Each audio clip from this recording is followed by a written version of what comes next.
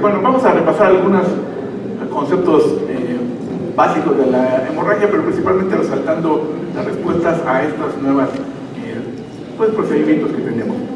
La hemorragia no varicial, todos ustedes son expertos, hay que resaltar mucho que sus manifestaciones clínicas pueden incluir melena, hematemesis, hematoquesia o anemia, pero quizás lo más importante es la repercusión hemodinámica que tienen en los pacientes.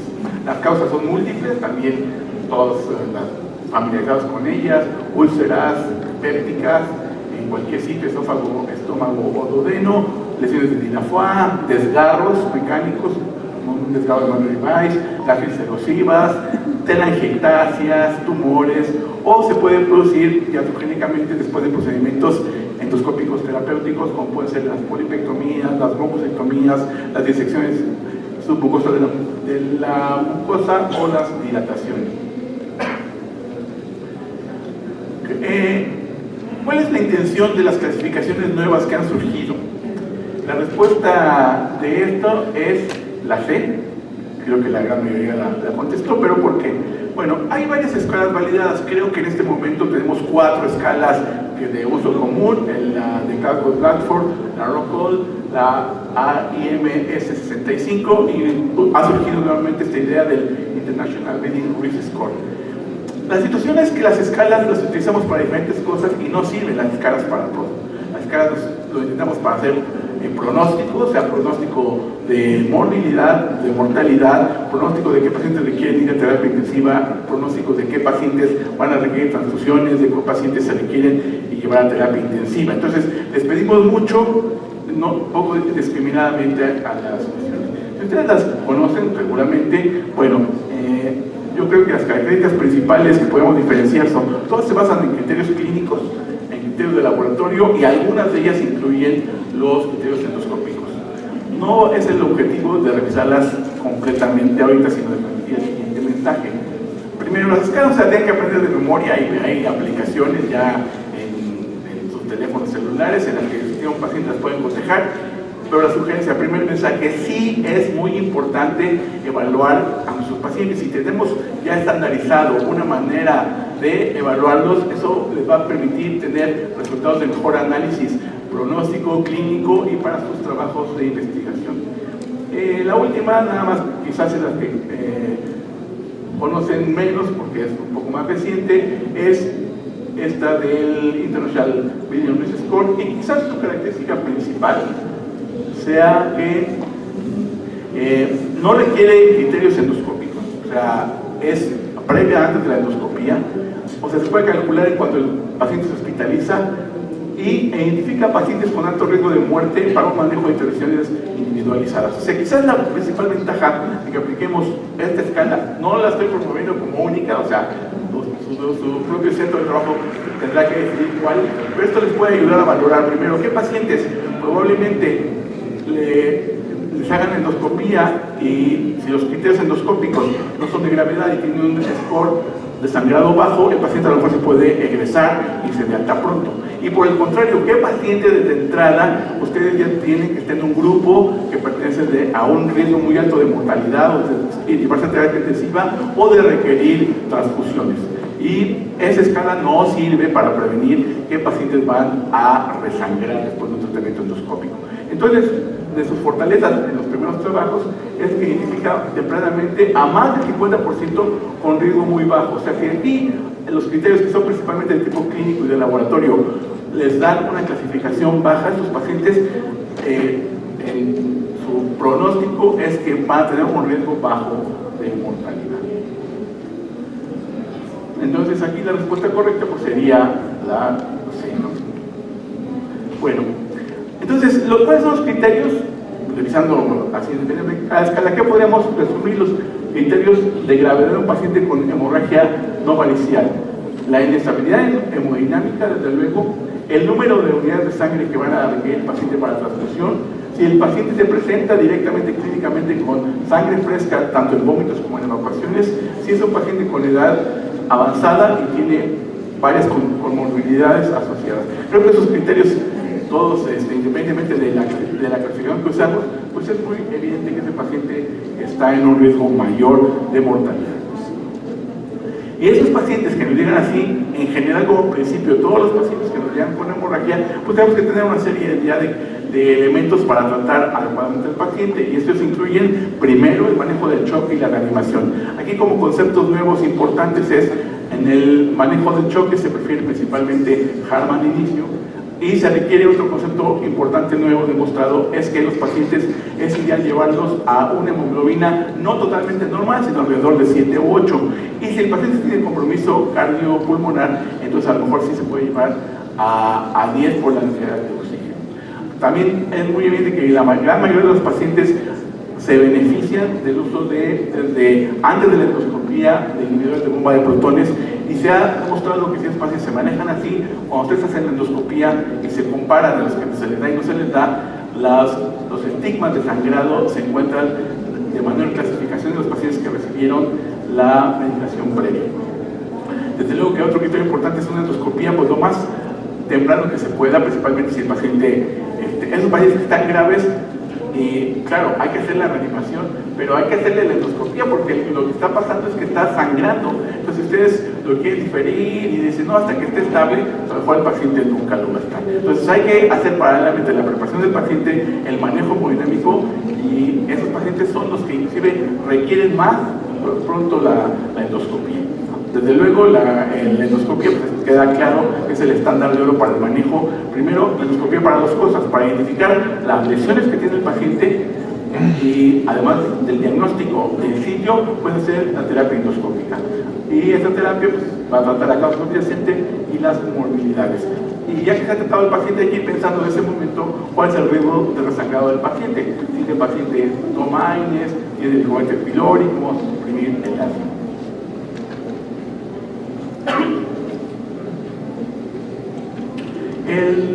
Entonces, resaltando, como ya comentábamos, el manejo inicial de estado de choque principalmente son con líquidos parenterales de sangre.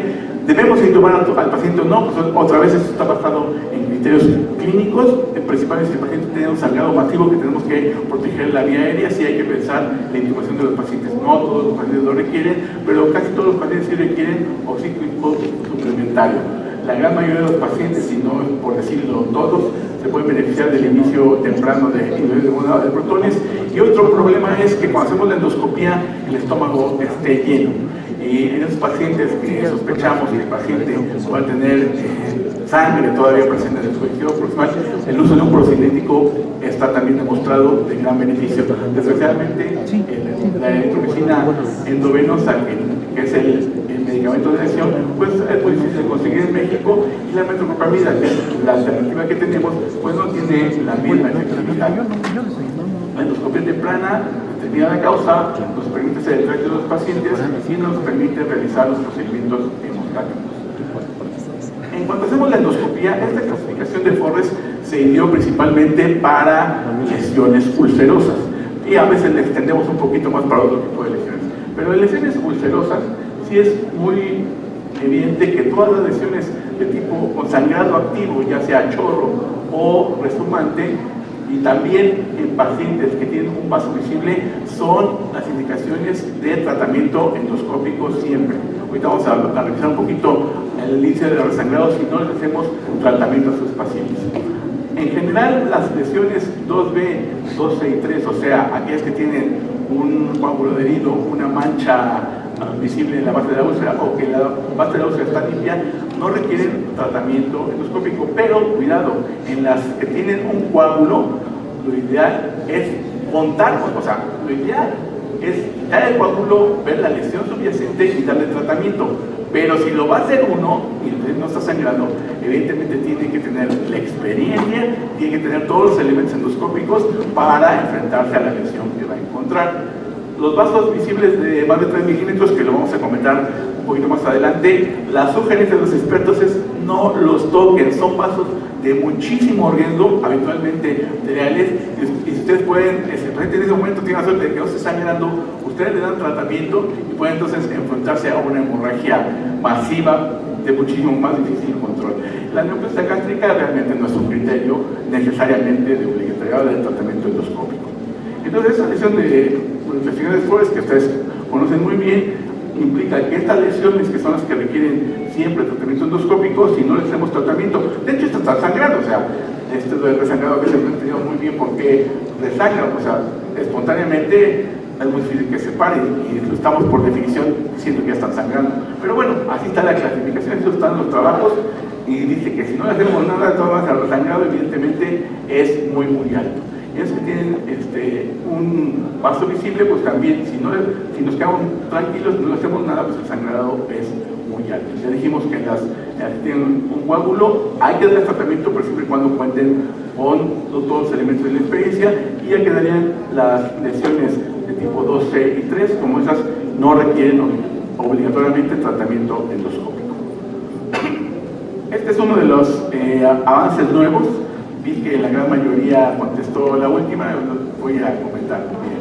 El uso de la sonda Doppler definitivamente ha demostrado utilidad clínica y aumenta el costo del estudio, pero su utilidad clínica es muy importante, que a lo mejor, ahorita lo voy a comentar, vale la pena considerar adquirirla, porque reduce el resangrado a 30 días. No es el equipo de ultrasonido endoscópico, es una sonda totalmente diferente y su identificación no es visual, es auditiva. Les presento lo que sabemos en la actualidad de esto. Entonces, es una sonda que se mete por el canal de trabajo y lo voy a poner como un ejemplo práctico. Es como la sonda Doppler con la que monitorizamos el ruido cardíaco fetal, nada más que es una sonda larguita que va por el canal de trabajo. En estos pacientes, una diferencia que hemos aprendido con esta sonda es que en lesiones que ya dijimos que son de tipo Forrest 2C o 3, que diríamos la base está limpia, ese paciente tiene un poco posibilidad de sangrado. Cuando se aplica la sonda es acústica, o sea, se pone sobre el vaso y suena como en el monitor fetal, o sea, es un sonido en el que se oye el flujo cuando uno lo tiene. No les traje el ejemplo, pero bueno, te digo que es como, así como el flujo fetal. Ustedes oyen cómo está pasando y cómo el vaso tiene un flujo importante. Y la diferencia importante es que en esas Forrest 12 o 3, en la que aparentemente está bien, no le haríamos nada, en algunos casos cuando ponen la sonda ven que abajo hay un vaso con un flujo bastante alto, y esos son los pacientes que tienen un riesgo de resangrado que no podemos identificar con las puras imagen endoscópica. Entonces, los pacientes se benefician mucho que identificamos el vaso subyacente y le demos tratamiento, principalmente de tipo alguna terapia térmica, hasta que cuando le damos tratamiento y no se quita el flujo, es que no hemos ido lo suficientemente, no hemos presionado lo suficiente o aplicar la energía para que se quite el vaso. Entonces, si se hace con mayor meticulosidad, ustedes se pueden quedar tranquilos hasta que el flujo del vaso lo dejan fluir con esta sonda. Entonces, la recomendación es que sí vale la pena, porque definitivamente en los trabajos ya hechos ha demostrado que reduce el resangrado a 30 días. Bueno, en los métodos convencionales de terapia endoscópica, pues también ustedes los conocen perfectamente, los clasificamos como métodos de inyección, métodos térmicos y métodos mecánicos. En los métodos de inyección, que quizás fueron los primeros y más fáciles de hacer, son útiles. Se puede utilizar principalmente epinefrina, o se han utilizado algunas otras sustancias como trombinos esterosantes, y la discusión era si alto o bajo volumen. Aquí también depende del centro. Hay algunos trabajos que sugieren que utilizar volúmenes altos no solamente tiene el efecto hemostático de la adrenalina, sino además el volumen también tiene un efecto compresivo sobre el vaso. La única mensaje que sí es fundamental en terapias de inyección es que nunca se debe utilizar como un método único de tratamiento. O sea, son muy efectivos para detener el sangrado, pero ustedes no hacen algo más, el resangrado es muy alto. Entonces, todos los métodos de inyección se tienen que complementar o con un método mecánico o con un método térmico. En los métodos térmicos, pues también tenemos algunas variedades. Principalmente los más útiles son la electrocoagulación, que puede ser monopolar, bipolar o multipolar. Se ha utilizado como método de no contacto, principalmente para lesiones de tipo vascular en plasma de argón, y en algunos lugares se ha empleado el láser. El láser es muy efectivo, nada más que es un procedimiento bastante caro, y realmente con otros métodos más baratos tenemos una efectividad muy semejante a la que se podría llegar a obtener con el láser. Los métodos mecánicos también es un avance, pues llamémosle relativamente reciente, Y lo que podemos comentar actualmente es que hay una variedad de clips muy amplia, desde los clips clásicos, de varias marcas comerciales actualmente, y las variedades fue uno que no se difundió tanto, pero que la idea del triclip era que era más fácil de colocar, porque no importa en qué rotación lo pusieran, siempre tenemos esta posibilidad de involucrar al vaso. Y vamos a comentar algunas cosas sobre los clips de última generación, llamémosle, que son los clips que van sobre el endoscopio. Las ligaduras que utilizamos para las varices esofágicas o para el tratamiento de las gastropatías puede utilizarse también en algunos tipos de lesiones específicas. Por ejemplo, hay reportes sobre Mallory Weiss, sobre lesiones de Delafoy, en las que el uso de las ligaduras es muy eficiente. Y también existen los procedimientos de sutura que se utilizan para cierres de perforaciones. En algunos casos alguien lo ha reportado para sangrado. O sea, se puede, obviamente es tratar un tratamiento para el cual tenemos otros métodos aparentemente más prácticos, pues con un método más caro, pero bueno, lo conocen y es posible. Si el paciente no lo podemos controlar por endoscopía o tiene, ya estamos mencionando, vasos muy grandes, necesitamos un límite ahí medio arbitrario de 3 milímetros, pues existen otros métodos. O sea, la endoscopía es muy eficiente, se fija, va arriba del 95%, pero no es nuestra única arma y se puede complementar con la angiografía, con la embolización o con la cirugía. Un punto es esto, una úlcera, una gran lesión con un gran vaso aquí. Ustedes ven que aquí se colocó un clip.